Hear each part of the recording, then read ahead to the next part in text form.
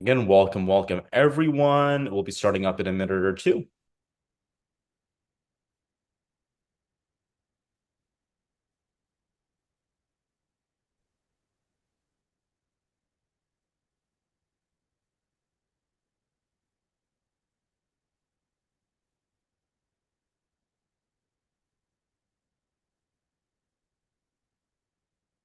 Oh, it looks like the chat is disabled. I am going in and I'm changing that setting right now.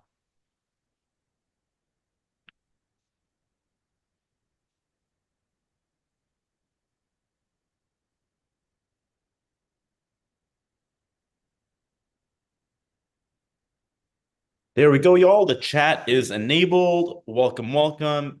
Please drop in the chat where you're coming in from. We're so happy to have you here with us tonight. My name is Akib Yakub. I'm Chief of Staff of Women's March.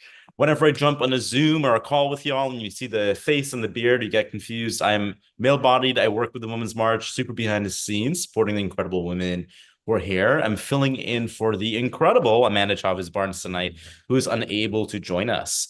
Uh, Tonight's training is going to be with Dr. Heather Suzanne Woods and Dr. Leslie Hanner, who will be leading us through some everyday skills for combating and countering disinformation online. So I don't know about you, but in the last couple of weeks, couple of months, I've been seeing a lot of information online that's been, is this real? We saw around the hurricanes that were going out and around that Vice President Kamala Harris was the one who was controlling the weather. We're seeing information about if you are X, Y, or Z, you cannot vote when we know we can, in fact, vote. We're seeing deep fakes and videos of people who we trust and who we rely on normally. And we're like, are they really saying that? Is that former President Barack Obama saying that thing? Or is this a troll from a basement? So we're going to dive deep into all of that tonight and figure out together what are the things that you can do in your everyday life on the interwebs to combat this disinformation and ensure that our communities stay safe, show up to the polls, and protect and secure democracy. So without further ado, I'm going to introduce our two incredible speakers tonight who I'm proud to say were part of launching our Digital Defender series. I don't know how many years ago, but many years ago. Dr. Heather Woods and Dr. Leslie Hanner. Dr. Woods is an award-winning higher ed leader, emerging tech strategist, and scholar. Dr. Woods' research on emerging tech provides crucial and actionable insights for scholars, industry, nonprofits, and advocacy organizations. She empowers communities to build resilient, adaptive, and inclusive processes and structures in preparation for a changing technological future. Dr. Leslie A. Hanner is a scholar trained to interrogate how visual communications shapes audiences. She's an award-winning author of 2 books and dozens of articles on visual strategy. We lovingly refer to Heather and Leslie as the meme ladies, because there are meme ladies. Right, I will turn it over to y'all. And again, just a little housekeeping. This is a webinar, so we cannot see or hear you. So carry on with whatever you're doing tonight. Please use the chat to say hello to folks, to drop ideas, drop thoughts. We also have the Q&A enabled. If you have specific questions, please drop them in the Q&A. The chat goes so quickly that we will lose track of it. Right? Let's do it. I'm going to turn it over to our fantastic host. All right. Heather, take it away. I have the slides pulled up. Awesome. Well, thanks so much to Akib, to Women's March for having us here. I love that we are, in fact, the meme ladies. We wrote a book about memes together. Perhaps that's the reason why we're the meme ladies. Also, we're just really invested in understanding communication, politics, and the way that the world is changing through communication technologies, the interwebs, etc. So today, we are going to share a little bit about our research, but we first want to really say thank you for being here. There are a lot of you here from all over the US and beyond. We were talking a little bit earlier. You might be feeling a particular way about this election. Our hope is that you'll feel empowered at the end with some real world strategies that you can execute now, 5 minutes from now, a month from now, a year from now. Again, my name is Heather Woods. I'm a communication technology expert and strategy advisor. I've been studying, researching, evaluating communication on the internet for over a decade now, and I'm the co-author of a book on memes with Dr. Honor, who I'll let introduce herself. Hi, I'm Dr. Leslie Honor. I'm a researcher of disinformation, and I've received grants and other kinds of opportunities to study how we build in community resilience. And we hope to bring that research to you here today. Okay. So I imagine you know why we're here, but it's good for us to sort of get a good sense of what brought us together in this collective and what will guide our work. What is the movement and the mission that is really going to help us think through positive change-making strategies in a world in which those positive change-making strategies are really necessary. And so we don't need to tell you, but we will just in case, that bad actors are using the internet to radicalize people that we know, people that we love. We know from our research that it doesn't matter who you are, you can be susceptible to false information, misinformation, disinformation. And so these bad actors are spreading hate and ignorance through social media. They are scapegoating vulnerable communities with made up stories. They're fear mongering. They're really just trying to divide us. And we know that social media can be a force of good. We know that it can be a medium for connection. The research backs that. And we also know that the internet can be a way of uniting people around shared values that will bring us closer to, I think, the type of future that serves more of us. But we can't do it alone. We can fight back to defend our digital communities, but we need your help. And that is where you come in. So we have broken up this training into two different parts. The first is a little bit of background and context that gives you a good understanding of some of the details and features of social media. We'll do some definition work around misinformation, disinformation, malinformation. We'll talk about why sometimes it's not, or oftentimes it's not effective to fight with people on disinformation, and instead more positive strategies that you can use to make a difference. After that, we'll spend a good chunk of time putting it into practice. And our research shows, our prior experience shows that folks learn better when they have the opportunity to test things out. And so we're going to spend some time doing that. And we'll ask you to use the chat, the Q&A. We'll be monitoring both so that we can really get to hear what's going on where you are, and also we can practice some of the strategies, the defense strategies that will help you make a positive impact during this election season and then beyond. If you take away nothing else from this conversation today, I want you to take away that your voice matters. I'm going to say it again because it's important. You can make a difference in online spaces, offline spaces, hybrid spaces. And we're here to help you be as impactful and positive as you can. I'll also note that misinformation, disinformation, general bad actor strategies are meant to make you feel like you can't do anything, like everything that you do is ineffective, or that you can't make positive change. That is a lie.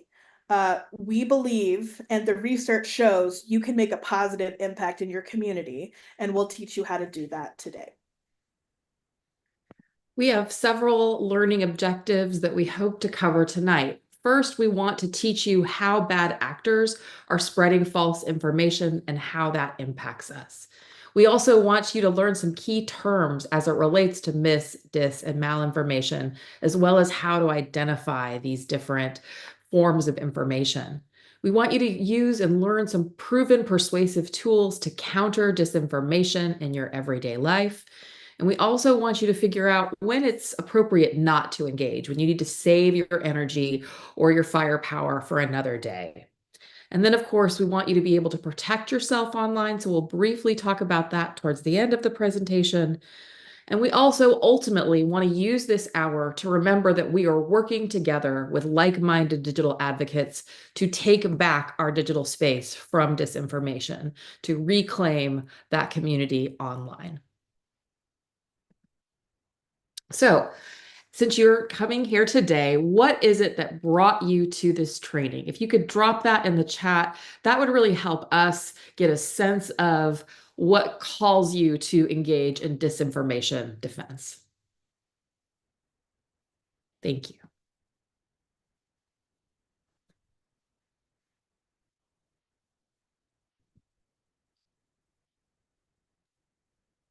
Heather? Yeah, I'm taking a look at the chat. Fair, good. That's awesome. Lots of folks talking about Thanksgiving's coming up. Oh, that's a good People that they know passing around misinformation, trying to help family and friends feel like they're doing something. Folks that they know and love being sort of lost down the rabbit hole, what to help students. Great. Okay. All of this is really great. You are in the right location. So we are experts in communication technology. And so we want to share a little bit of context and background because that will inform how we can fight against disinformation during this election season and beyond. We're going to give you a couple of really high level, not deep dives, but just sort of overarching frameworks that you can use to understand the strategies that we'll be introducing a little bit later. We're calling them 101. Really, literally just the introduction, the highest level that you need to know to understand why we sort of indicate the strategy or suggest the strategy that we'll suggest. Again, we are using a research-based approach here. We won't get too in the weeds. If you've got questions or you want us to talk more about something, please do feel free to use the Q&A. Okay. Bottom line, social media is a powerful tool for communication. There's a good chance that you got here because of a social media post. And maybe if you want to say whether or not that's the case in the chat, feel free to do so. But you are likely here because you understand that social media is a powerful tool for communication, including for peer-to-peer communication. Our research shows that social is really important for bringing people together. It can serve as connective tissue. It can help people find other people who have similar interests or affiliations or something shared in common. Social media is a powerful tool for communication. Relatedly, social media is a powerful tool for political communication. And it is a space where we can participate in positive political discourse. For example, we know that social movements, organizations, advocacy groups use social media to organize. People may also use social media in a political way for knowledge sharing.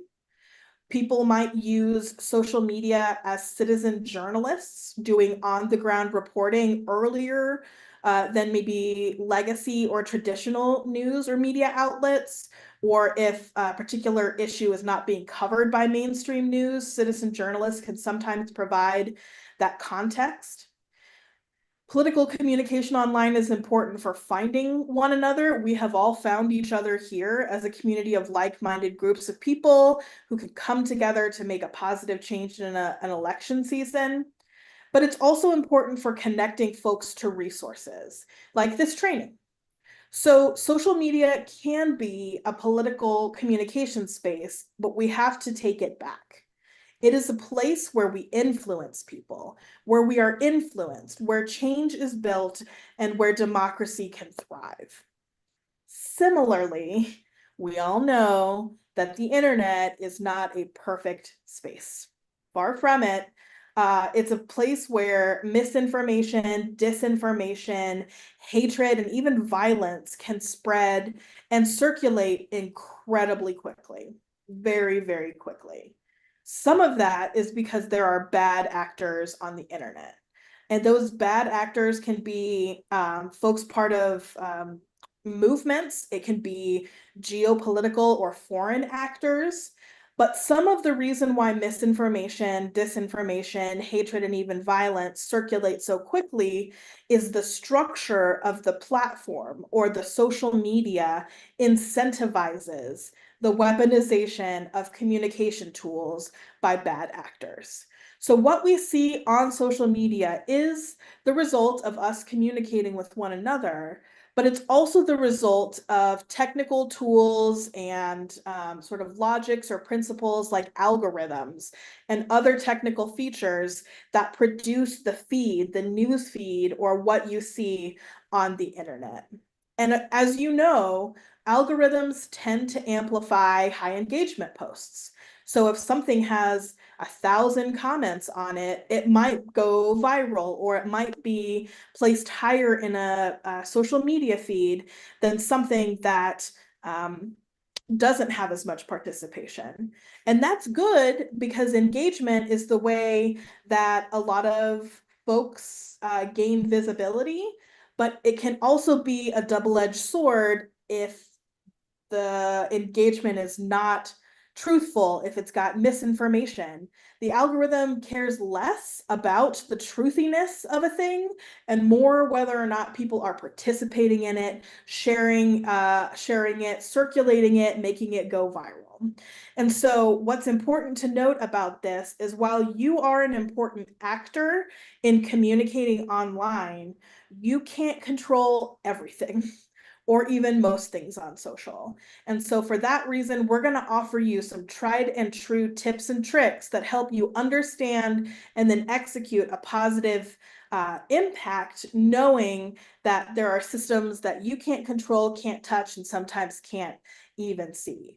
You need a strategy, and we will give you one a little bit later in this talk. Another sort of base element of this talk is that we are deeply interested in memes and meme culture.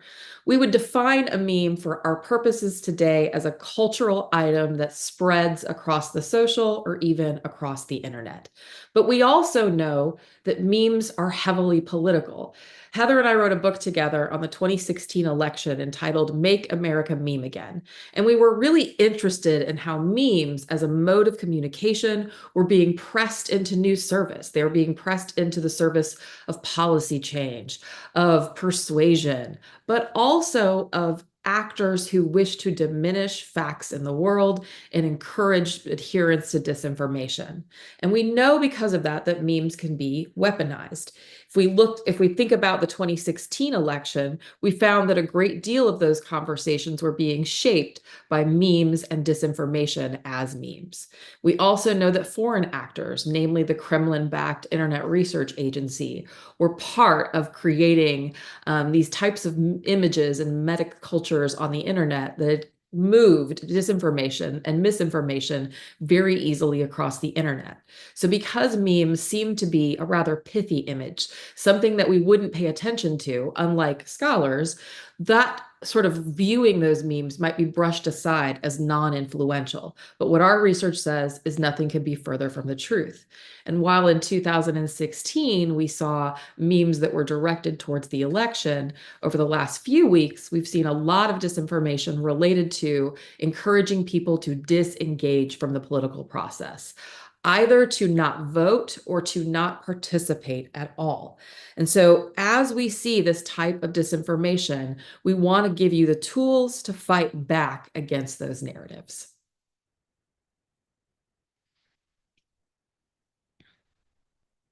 So we've talked a little bit about how digital advocacy means that you can create a positive impact. We've talked about a particular format, which is the meme, where we see a lot of political communication occurring. Now we want to spend a little bit of time doing some definition work around key concepts that will help build our toolkit and strategy. We need a good understanding of the types of negative, violent, divisive strategies that bad actors are using.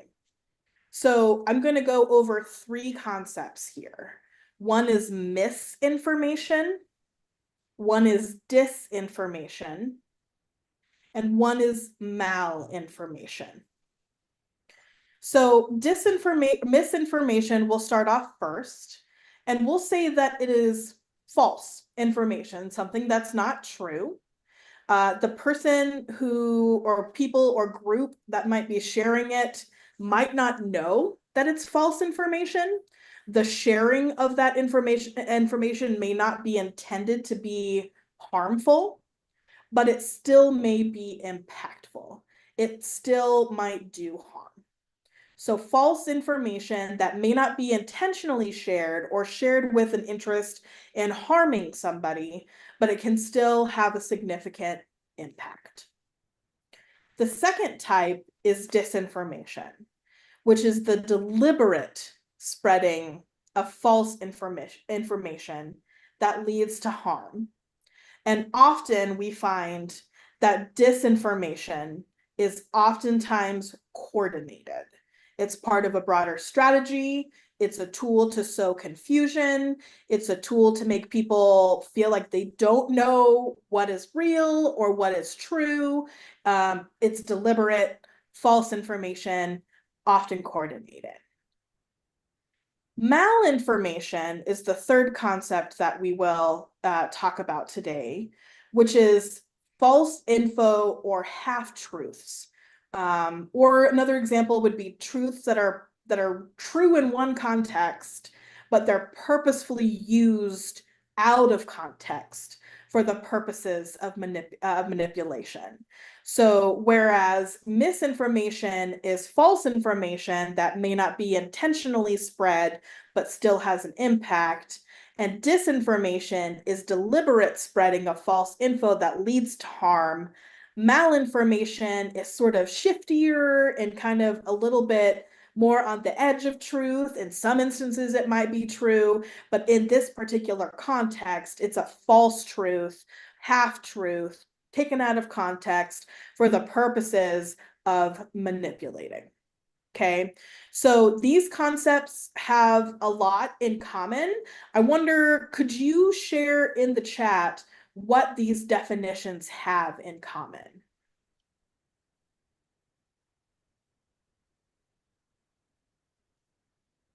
Yeah, so I'm hearing false, they're false info, spreading mistruth or false information, circulation. They might have a little bit of truth, misleading. They can negatively affect people, maybe some manipulative components, deception. Yeah, strategic. All have the ability to cause harm. Spread false narratives. Deception, yeah. Confusion. Great, you all are very much on top of this. I wanted to include the concept of misinformation because the intention part matters. And I think that we all might know somebody who accidentally spreads misinformation because they don't know better, right? They're not trying to be manipulative. They're not trying to harm people. They're not trying to undermine democracy. It's just hard out here sometimes to figure out what is real and what is true. And in fact, I've seen leaders in movements and social organizations mess up and spread misinformation. And I think that intentionality matters as well as accountability afterwards. If you end up spreading misinformation, that's something that you can take accountability for, and you can sort of respond to it. That is maybe a different sort of requires a different approach to disinformation or malinformation, which has an intention to harm. Do you see how those are different? So maybe one person is not intentionally doing it, one person is intentionally doing it. We might need different strategies for each one of those. Lots of good conversation happening in the chat. Yeah, designed to make people question truth. Speak harder or speak louder. I am hard to hear. Okay, I will try to project. If you still have difficulty, let me know and I'll take my headphones out. Maybe I'll just talk to the computer. Perfect. Great. Okay. So in terms of strategy, while we're still in the very high level 101 communication technology game, you've learned about digital advocacy, you've learned about memes, you've learned about disinformation, misinformation, malinformation. Now let's talk about strategy 101. Dr. Honor will give us lots of details and tips later in the practicing session. But as we transition to that part, I'd like to introduce the framework we'll use to practice. The first, notice. Notice. It means assessing the situation, evaluating the materials in front of you, or the communication in front of you, or the meme in front of you, so that you can determine an appropriate response. Sometimes this can be frustrating because our first recommendation is for you to pause. But pausing and noticing is incredibly important because we don't want to inadvertently share bad information. So step one is notice. Step two is influence.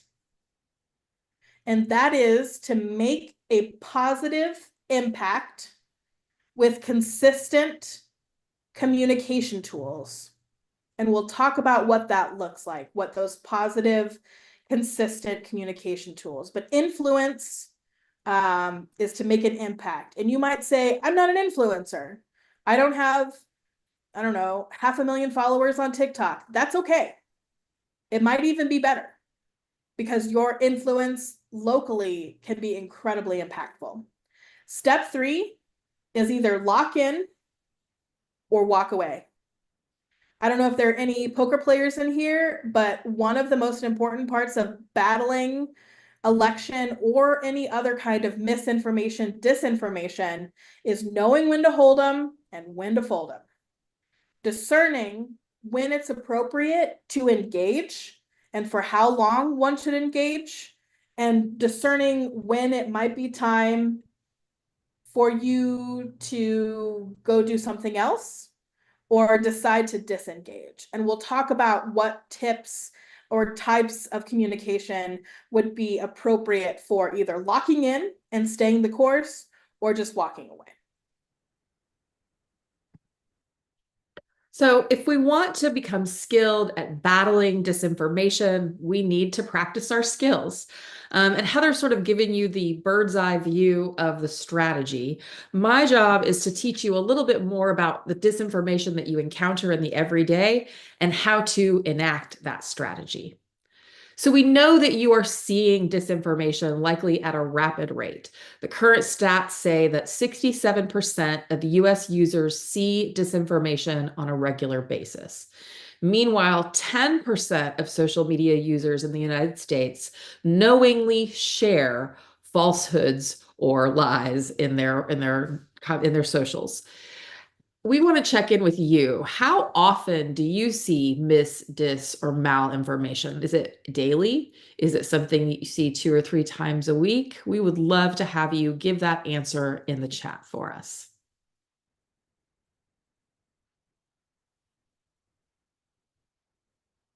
Are you seeing it very often or not very often? Okay. Excellent. I'm seeing some, you're seeing it pretty quickly. I see others saying you're seeing it all the time. So clearly this is a big problem that we are trying to address. And we hope to give you a lot more concrete tools in order to make that adjustment. So thank you so much. All right, so let's dig into that strategy a little bit more deeply. And this is sort of the process that you would think about when you encounter disinformation. So the first step is to notice, in that we want to become detectives who are really curious about that information. You might want to think about your intuition. Is something telling you that what you're looking at is disinformation, misinformation, or malinformation? Being able to use your research skills to understand whether that intuition or that hunch was accurate is probably a great way to determine what steps you take after noticing a form of disinformation. We also want you to think about the timeline. We address disinformation that has a significant impact on our communities. And what we're looking for in choosing to respond for a piece of disinformation is, what is the timeliness of the impact and how effective can I be in responding? Meaning, if this is a form of disinformation that is pressing and needs to be addressed in the moment, that will change what we notice and how we attend to it. Otherwise, we might want to think about how effective we can be in countering that form of disinformation. We'd also want to think about how we determine the impact or the outcomes of this form of disinformation, meaning we want to intervene when there's a pressing need, and we can do so well. We would also want to document examples so that we can begin to notice patterns as they appear in different modes of disinformation. Our second step in the strategy is where you have more active choices.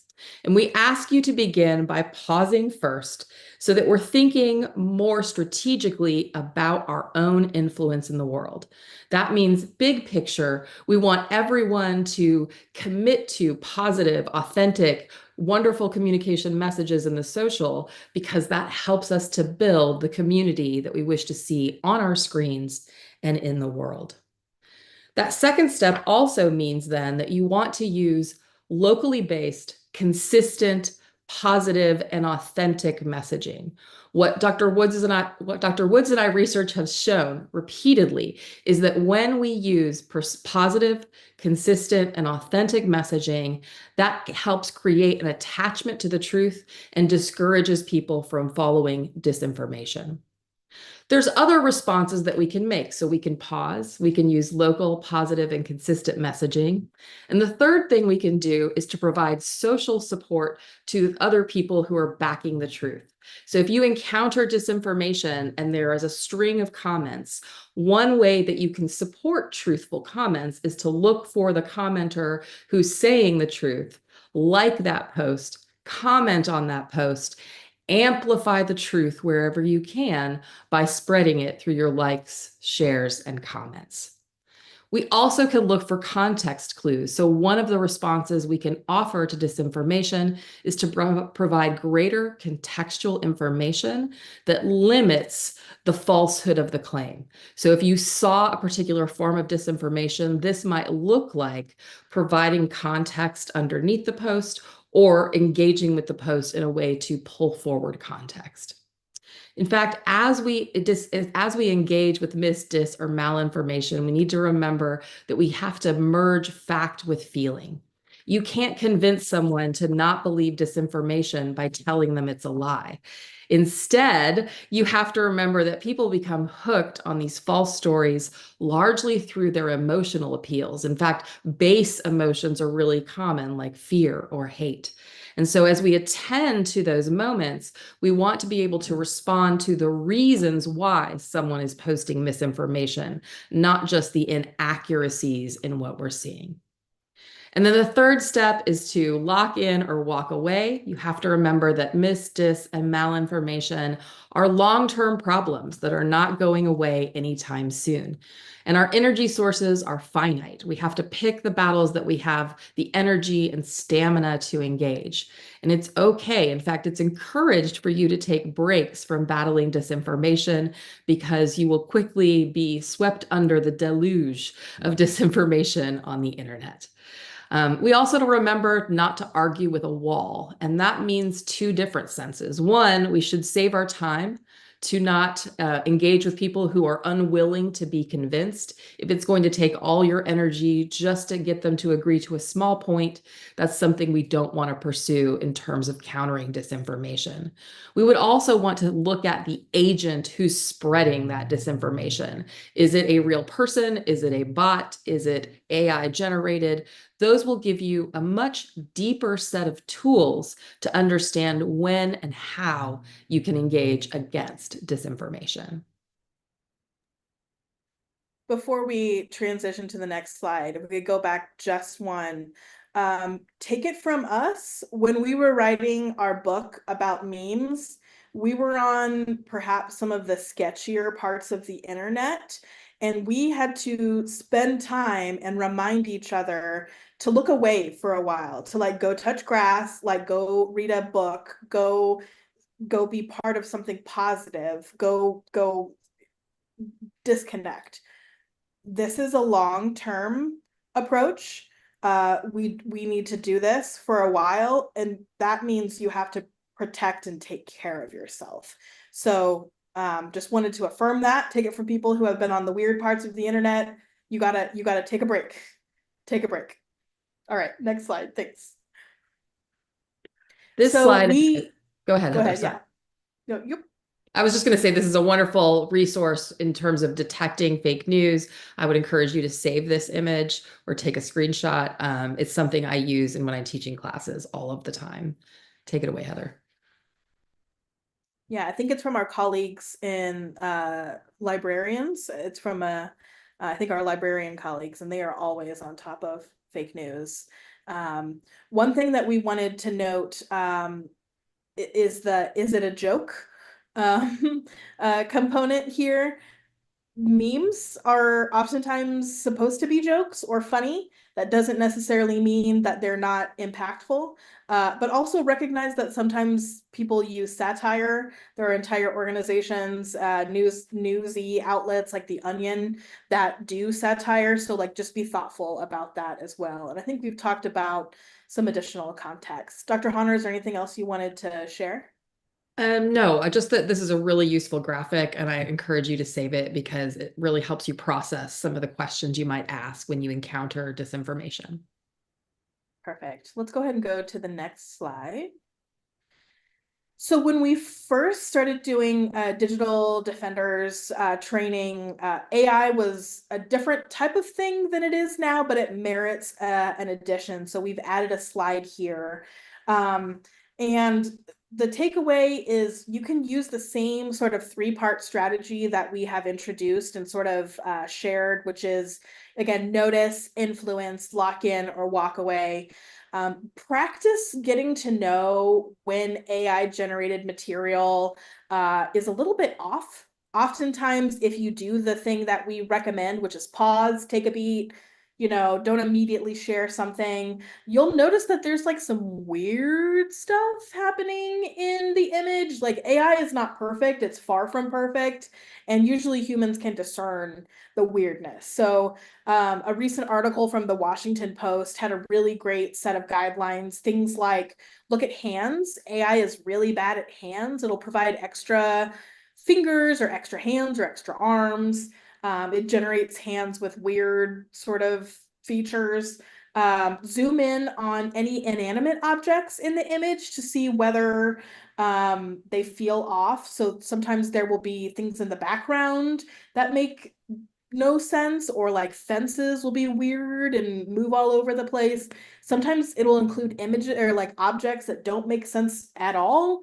I've been seeing this weirdly in like shared recipes on Facebook. It will just include like a Lego or something. It makes no sense, but AI doesn't have to make sense when we're just farming it out for content, for engagement. So just take a beat, take a look, see if there are anything in the background like signs. AI is not good at language at this point, especially when it's sort of mass produced. Is it not in a language that makes sense, or is it sort of strange in that way? There might be blurry or distorted details.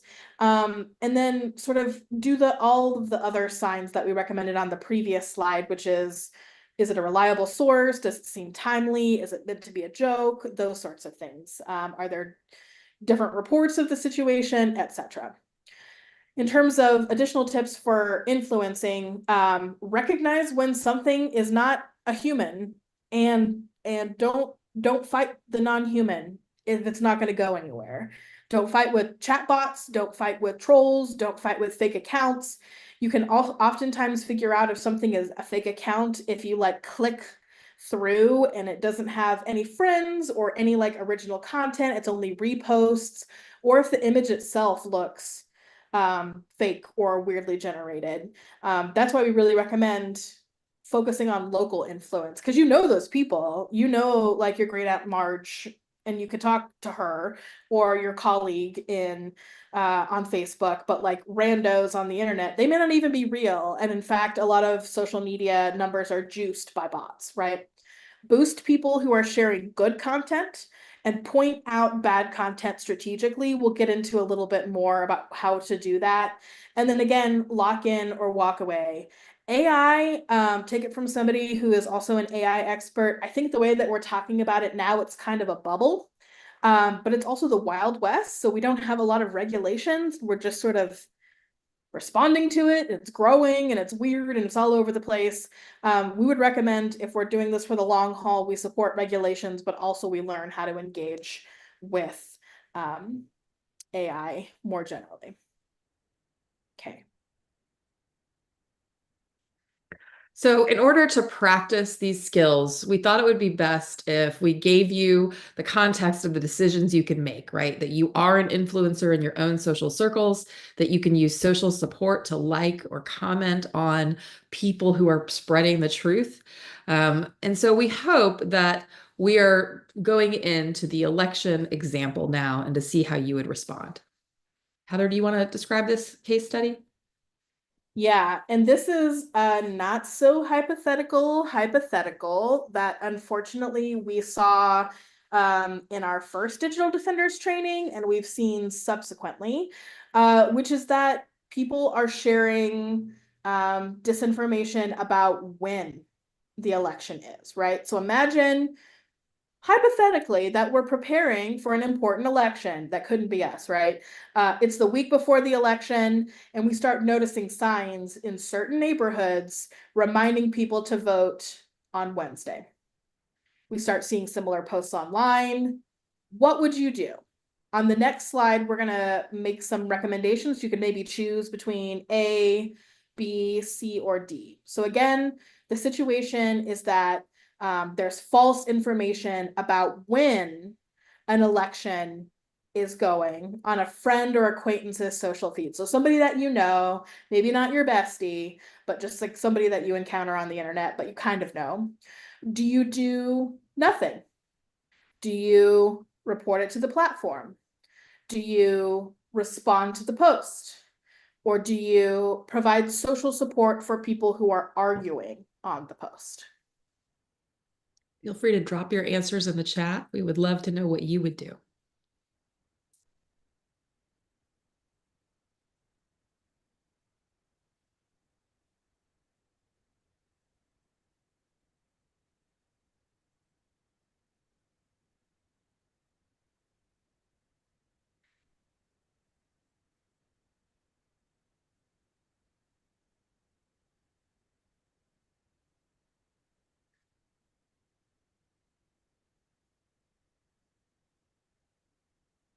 Okay. So it seems like we have a mix of these responses. I love that you're all so engaged. That's awesome.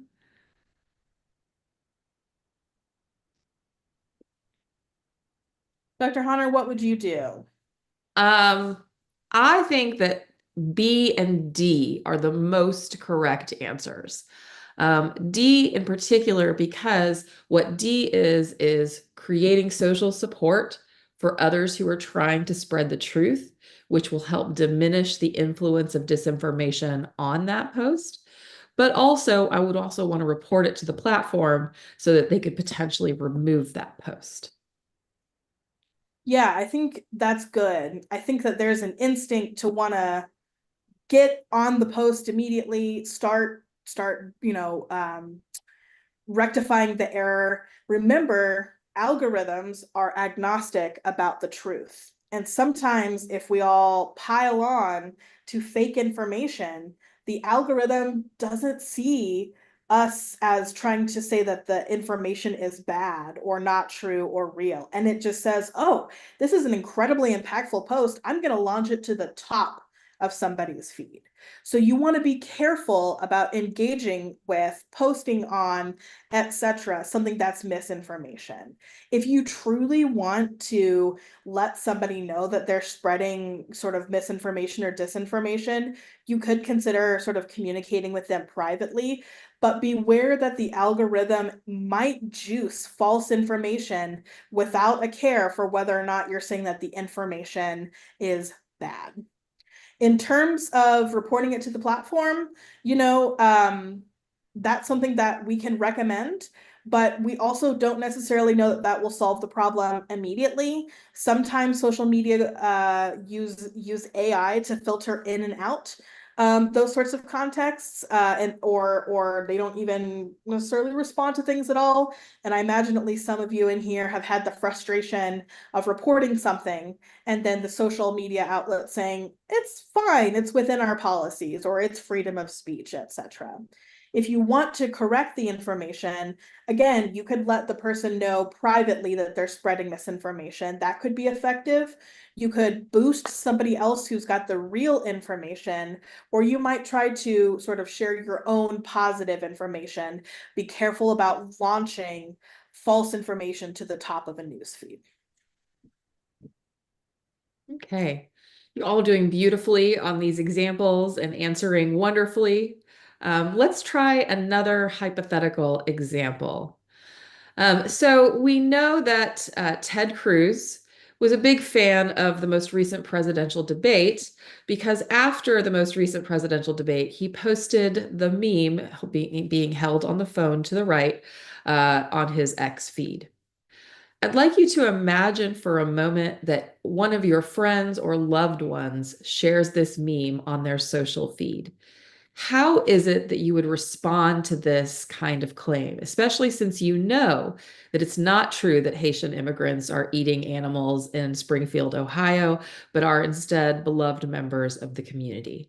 So if someone you know has shared this, what would you do to respond to this type of post?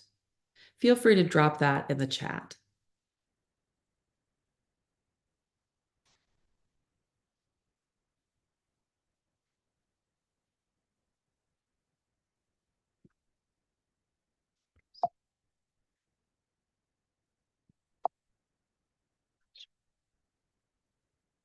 All right.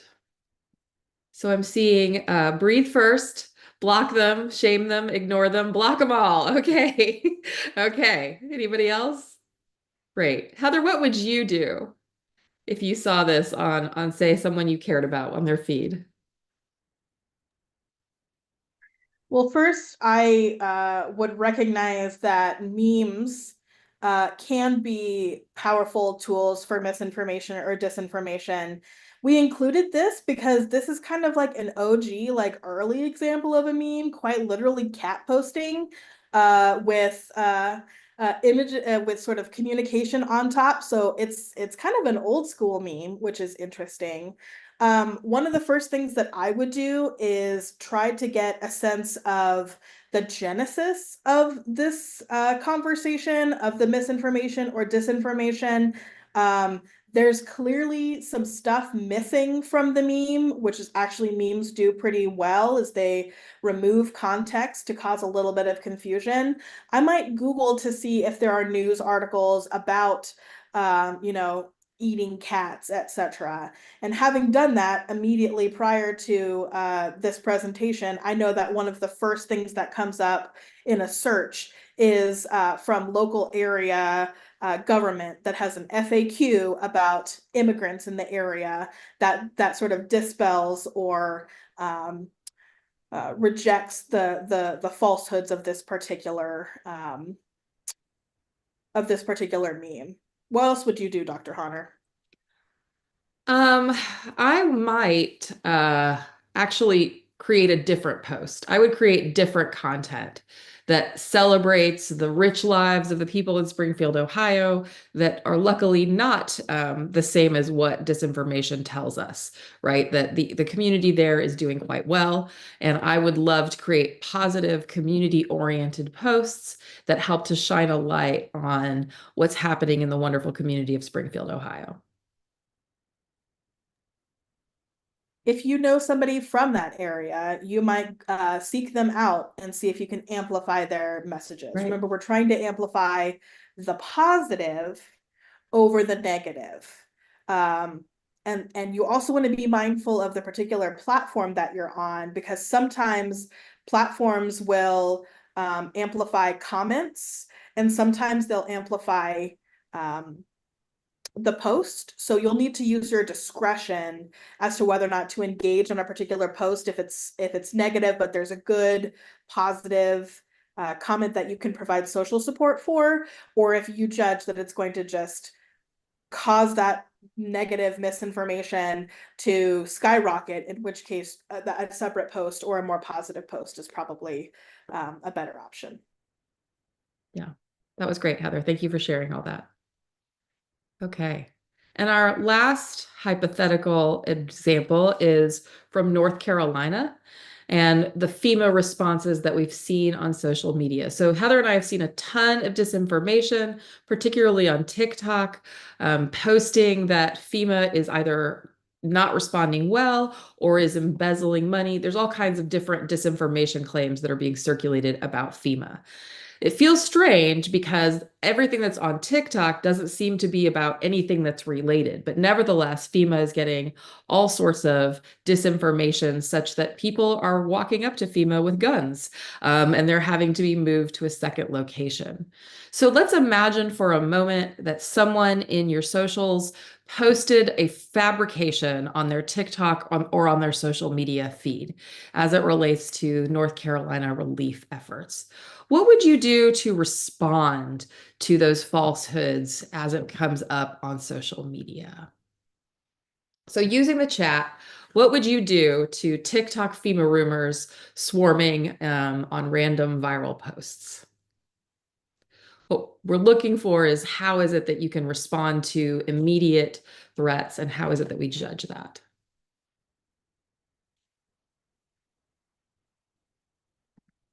Okay. Yes, that's great. Name specific officials in North Carolina, boost official sources. That's great. You might ignore it on TikTok in favor of other platforms where you have more control. You might post a link to the FEMA website, right? Great answers, everyone. That's awesome. Awesome. Yeah, get the FEMA information and give them the best information instead of trying to battle disinformation. And if we were all to share that positive, authentic, community-oriented messages, we would have a great deal of influence to stem the tide of disinformation. Well, you've all done wonderfully on all of these hypothetical examples. I'm so impressed. That's amazing. Okay. Before you go, and before we open it up to our last bit here, which is the questions, we want you to remember that you have power in this fight, even though disinformation may seem overwhelming and that you're swimming in it when you're on social media. You still have a great deal of power. We know that when you use positive, authentic, and consistent messaging, that can shape the social into what we want to see reflected in the world. But we also want you to be safe in the way that you engage. That means protecting your personal information. That means ensuring that when you are on the sketchier sides of the internet, that you are using protection on your device and other I can't remember. That you're using protection so that people don't know your internet address, for example, as well as that you're checking in with your community very often. It is a long slog to deal with disinformation. And I was so grateful to have Heather work. That we could work together on our book about memes, because in addition to having to regularly take breaks, it's so nice to be able to talk to your community about what you're experiencing, the types of disinformation that are coming forward to you, and to use that to sort of motivate how you respond and when you respond. We've hoped that you've learned a ton of different strategies for how to respond to mis, dis, and malinformation. If you could, before we open it up to questions, could you drop in the chat what is one action that you can take against mis, dis, or malinformation? We would love to see that in the chat. And after that, we will open it up to questions. So if you have questions, feel free to use the Q&A to ask those, and Heather and I would be happy to respond.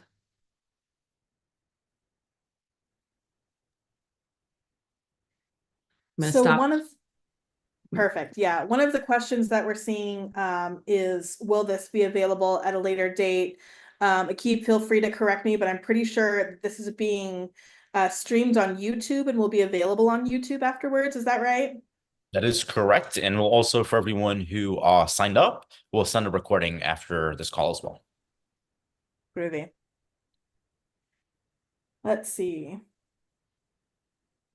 Dr. Hunter, Laura asks, all of this is sort of helpful, but how do we stop misinformation or disinformation when someone maybe that we care about defends a falsity as their own opinion?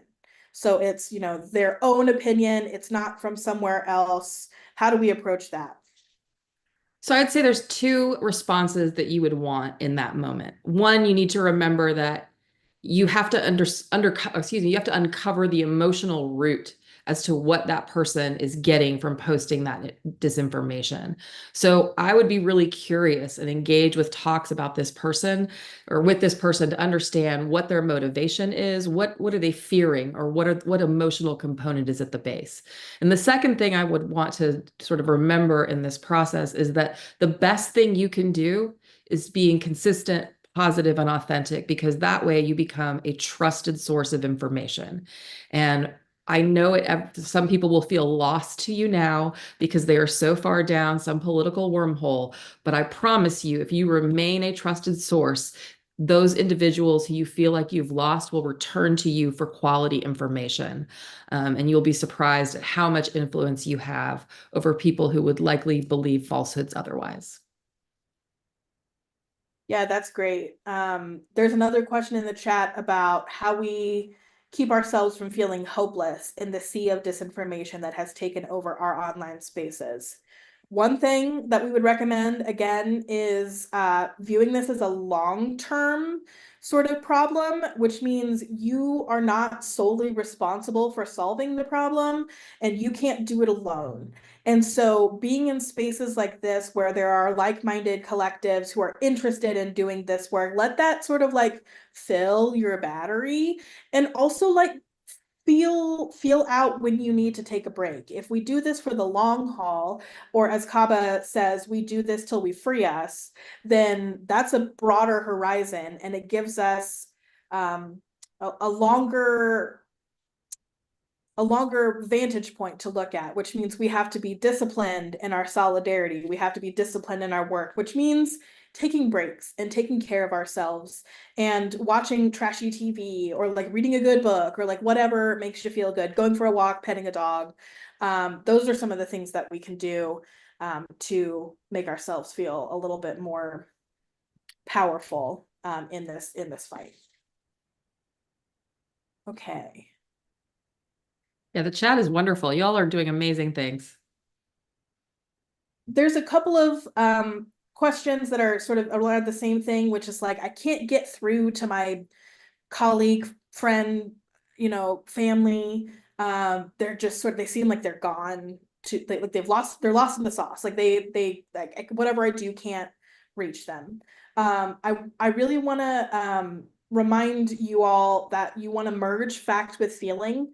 Oftentimes, telling people that they're wrong will put them on the defense. And research actually shows that finding the underlying sort of feeling that created that opportunity for misinformation is a more effective strategy. So are people afraid of change, of the world, of the economy, right? You can speak to that easier than you can maybe have a positive effect by just telling somebody that they're wrong, or that, you know, they're dumb, or like that they're not good at the internet. Like, remember, we have to be powerful in our communication as we move forward.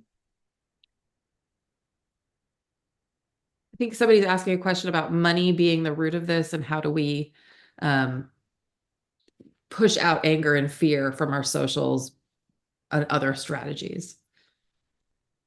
And I would say that, yes, we know that the net is not a neutral place, and it is focused on creating businesses more than it is on creating democracy. And that's why it's so important that we participate in this online world and be the best community members that we can, so that we are tight with one another, and so that we are focused on what truly matters. One of the things that, when you take breaks from trying to battle disinformation, is to be in community with others who are there to support you, and so that it's not just a long slog battling disinformation.